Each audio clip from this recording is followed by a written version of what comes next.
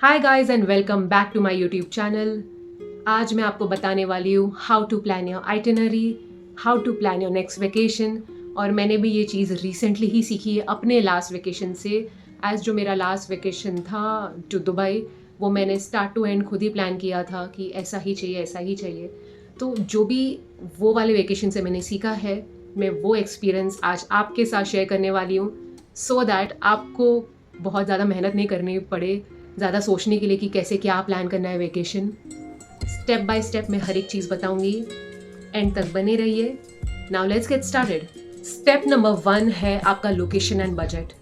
अगर for example आपका location है मालदीव्स फॉर एग्जांपल, तो आपको वो मालदीव्स का जो बजट है वो बहुत सारे डिफरेंट वेबसाइट्स पे आपको चेक करना है कि उसका बजट कितना आ रहा है पर पर्सन। फॉर एग्जांपल उसका बजट आ रहा है 80,000 पर पर्सन, तो आपको रखना है 20 to 30,000 रुपीज़ एक्स्ट्रा बफर। तो आपको हो गया almost 1 lakh rupees per person. तो आपको ये मान के चलना है कि आपका जो बजट पर पर्सन है मालदीव्स का वो है 1 lakh rupees per person. So number of people पे वो डिसाइड होता है। For example you are travelling in pair, तो आपका हो गया 2 लोग हो गए, तो 2 का बजट हो गया 2 lakh. So your total budget should be 2 lakh rupees.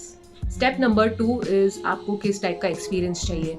क्या आपको ऐसा एक्सपीरियंस चाहिए जिसमें होटल्स आपके सस्ते भी हो बट घूमना है अच्छे से, या आपको मिड लेवल की लग्जरी होटल्स चाहिए और आपको उसमें भी अच्छे से घूमना है, या आपका जो एक्सपीरियंस होना चाहिए वो एकदम लग्जरी होना चाहिए, हर एक चीज़ लग्जरियस होना चाहिए। क्या आपका वो रिक्वायरमेंट है? आपको आपके रिक्वायरमेंट के हिसाब से जो मेरा स्टेप 1 था, वो बजट आपको उस हिसाब से भी सेट करना पड़ेगा, सीइंग या hotels and experiences. Step number 3 is visa rules. अगर आप इंडिया के बाहर ट्रैवल कर रहे हैं तो आपको उस कंट्री का जो वीज़ा रूल्स है वो आपको अच्छे से पढ़ना पड़ेगा, आपको एनालाइज करना पड़ेगा और आपको उसका पेमेंट ऑफ कोर्स करना पड़ेगा। हर वीज़ा का जो चार्जेस है वो अलग होते हैं, हर वीज़ा रूल्स अलग होते हैं। कुछ वीज़ाज़ होते हैं जो ऑन अराइवल मिल जाते हैं, कुछ वीज़ा होते हैं जो आपको ई वीज़ा के रूप में मिलते हैं, और कुछ वीज़ाज़ होते हैं जिसका बहुत लंबा प्रोसीजर्स होता है और बहुत पहले से लगाना पड़ता है। सो कंट्री, जिस कंट्री में भी आप जा रहे हैं उसके वीज़ा रूल्स अच्छे से पढ़ लीजिए। अगर आप विद इन इंडिया ट्रैवल कर रहे हैं तो आप ये वाला पॉइंट स्किप कर सकते हैं।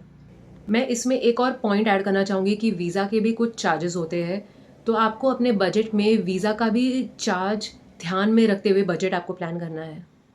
Point number 4 is booking experiences. मैं एक एग्जांपल लेके आपको ये बताऊंगी। मैं लास्ट टाइम दुबई गई थी और मुझे बहुत सारे एक्सपीरियंस करने थे। तो आई रिमेंबर कि मेरा डेजर्ट सफारी था, दुबई एक्वेरियम था। तो वो जो एक्सपीरियंसेस होते हैं वो मैंने पहले से ही बुक किया था। एंड मैंने कहाँ से बुक किया था? That was Klook, KLOOK। ये कोई स्पॉन्सर्ड वीडियो नहीं है, बट मेरा क्लूक के साथ एक्सपीरियंस बहुत ही बेहतरीन रहा है। सो आई हाईली रिकमेंड आप अपने एक्सपीरियंसेस पहले से बुक करके चलिए।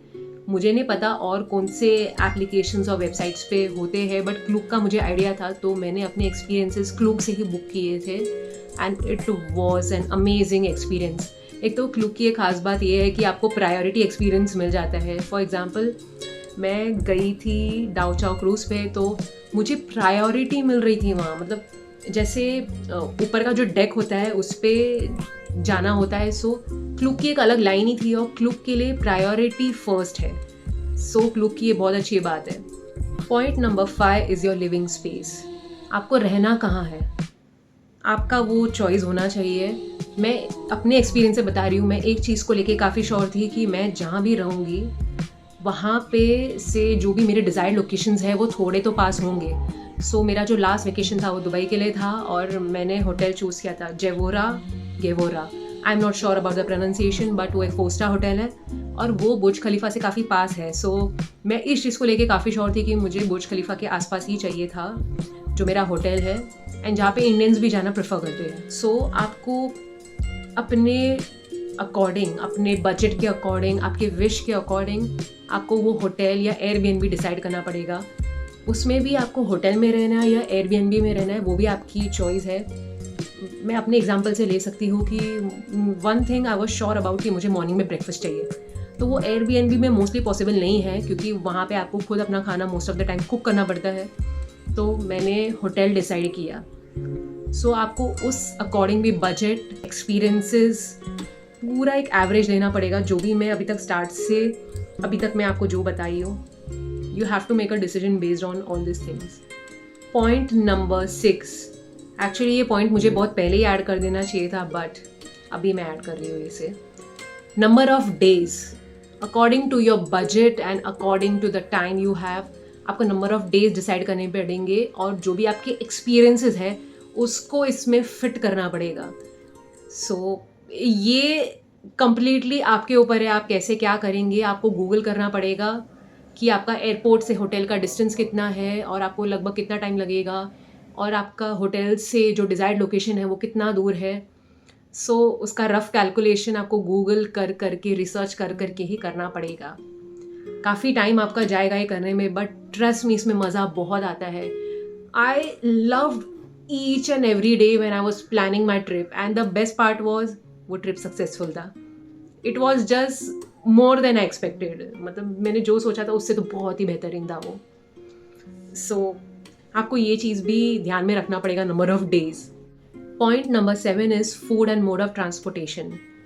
क्या आप जहाँ भी रुकने वाले हो, बाहर कंट्री में या इंडिया में, क्या आपको वहाँ पे अपने अकॉर्डिंग खाना मिलेगा?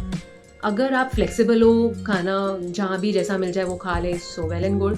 बट अगर आप जहाँ भी जाते हो, अगर आपको एक पर्टिकुलर टाइप का खाना ही चाहिए, because I know lot of Indians जो बाहर ट्रैवल करते हैं तो वो अपना ही खाना प्रेफर करते हैं। So you need to keep this point in mind कि जहाँ भी आप रुक रहे हो, क्या आपको आपके टाइप का खाना मिल रहा है।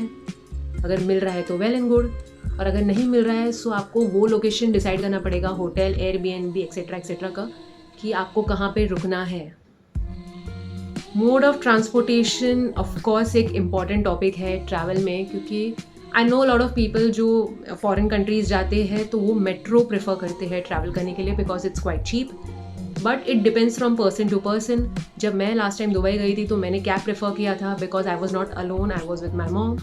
तो वो अच्छा पड़ता है, it's convenient when I travel by cab. But आपको बजट में ध्यान रखते हुए आपको मोड ऑफ ट्रांसपोर्टेशन डिसाइड करना पड़ेगा, और ऑफ कोर्स द कन्वीनियंस कि आप अकेले हो, आपके साथ कोई है, उनकी भी क्या प्रेफरेंस है, एंड दैट्स अबाउट इट।